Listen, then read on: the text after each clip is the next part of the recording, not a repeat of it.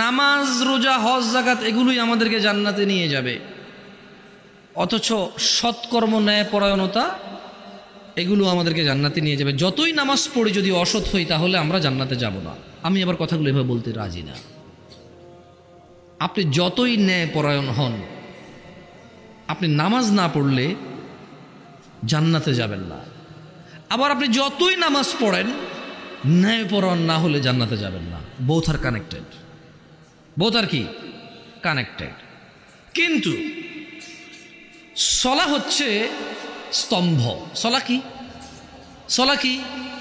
স্তম্ভ। সলা হচ্ছে দ্বীনের খুঁটি। সলা হচ্ছে দ্বীনের কি? ইসলামের কি খুঁটি। খুঁটিবিহীন কি কিছু থাকে? থাকে না। দিনী ভাইয়েরা, আজকে আমার ঢাকা থেকে আসা অথবা চিটং থেকে আসা, আপনার একলারামপুর থেকে আসা অথবা পার্শ্ববর্তী গৌরীপুর থেকে আসা কোনো সফলতা নাই যদি আপনি নিজের জীবনকে পরিবর্তন না করতে পারেন। আর আমার এখানে এসে সময় ব্যয় করা, সময় দেওয়া কোনো সফলতা নেই যদি আমি আপনাকে কোরআন সুন্নাহ বাদ দিয়ে আপনি যা পছন্দ করেন ওখান থেকে কথা বলি, এতেও কোনো সফলতা নেই আমার। আমার সফলতা হচ্ছে আপনি যদি কিছু শুনে মেনে চলেন, এর নেকি আমার কাছে আসবে। আপনার সফলতা হচ্ছে আপনি যদি কিছু শুনে মেনে চলেন, আপনার জান্নাতের পথ সহজ হবে, আল্লাহর সন্তুষ্টি আসবে, আল্লাহ আপনার উপর সন্তুষ্ট হবে, এতে আপনার সফলতা। আমি আল্লাহর কাছে দোয়া করি আল্লাহ তাআলা আমাদের সবাইকে আজকের মাহফিল থেকে তিনি আমাদের কল্যাণ দান করুন, আমিন। এই বক্তাদের কথার যে ভুল ভ্রান্তি আছে, কথার ভুল, বক্তা শ্রোতার মধ্যে যে বুঝার ভুল আছে, আল্লাহ এগুলো থেকে আমাদেরকে আশ্রয় দিক, আমিন। আন আবি হুরায়রা রাদিয়াল্লাহু আনহু قال قال رسول الله صلى الله عليه وسلم كل امتي يدخلون الجنه। আমার সব উম্মত জান্নাতে যাবে। সুবহানাল্লাহ। বলেন তো আল্লাহর নবীর কতজন উম্মত জান্নাতে যাবে? কে বলছে? কে বলছে? আমি কিন্তু ঠিক কিনে গেলে জিজ্ঞেস করি না মানুষকে। ওই দুই একটা কোরআন বা হাদিস বললে, কোরআনের আয়াত বা হাদিস বললে ওগুলো থেকে জিজ্ঞেস করি। আপনি মনোযোগ দিয়ে শুনলে জবাব দিতে পারবেন। ওখানে আসলে প্রুভ হয় আপনি মনোযোগী নাকি অমনোযোগী। এই যে মশার কামড় দাঁড়িয়ে আছে আমার ছোট ভাইরা, তোমরা ওটা মনোযোগ দিয়ে শুনে কেমন দেখো। আমি আবার বলি, আবু হুরায়রা রাদিয়াল্লাহু আনহু থেকে বর্ণিত। তাহলে বর্ণনা করছে কে? আচ্ছা, সে বলছে যে আল্লাহর নবী সাল্লাল্লাহু আলাইহি সাল্লাম বলেছে। তাহলে বর্ণনা করছে কে? জোরে বলবা, বর্ণনা করছে কে? বলছে কে?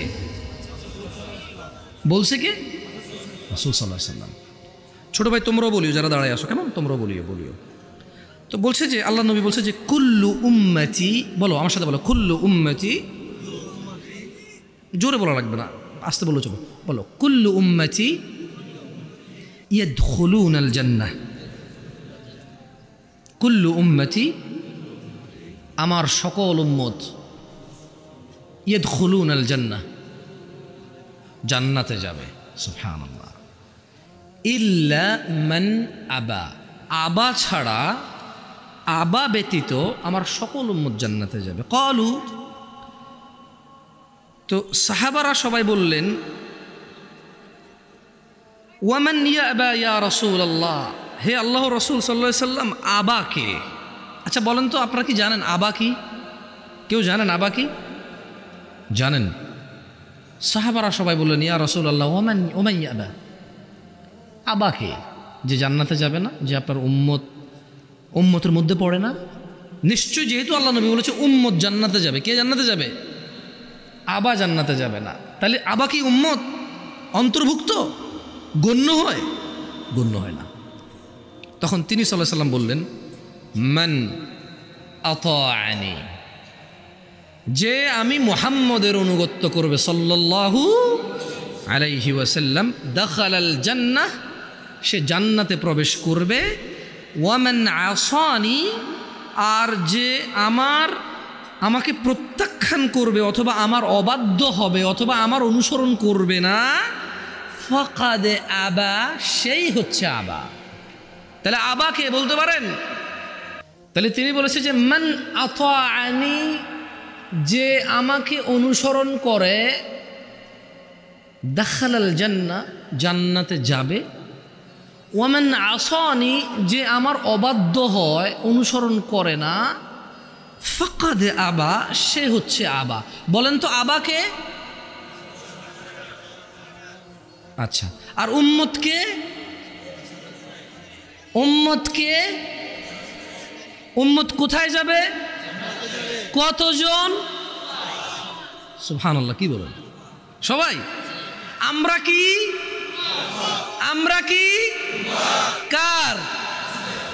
তাহলে উম্মত কোথায় যাবে? বর্ণনা কে করেছে? বলেছে কে? সাল্লাল্লাহু। উম্মত কোথায় যাবে? উম্মত কে? উম্মত কে? উনি কাকে উম্মত বলেছে? আল্লাহ রাসূল কাকে উম্মত বলেছে? আবা কে? আবা কি জান্নাতে যাবে? আমরা কি জান্নাতে যেতে চাই? তাহলে কি করতে হবে? কার? অনুসরণ কেমনে করে? অনুসরণ কেমনে করে?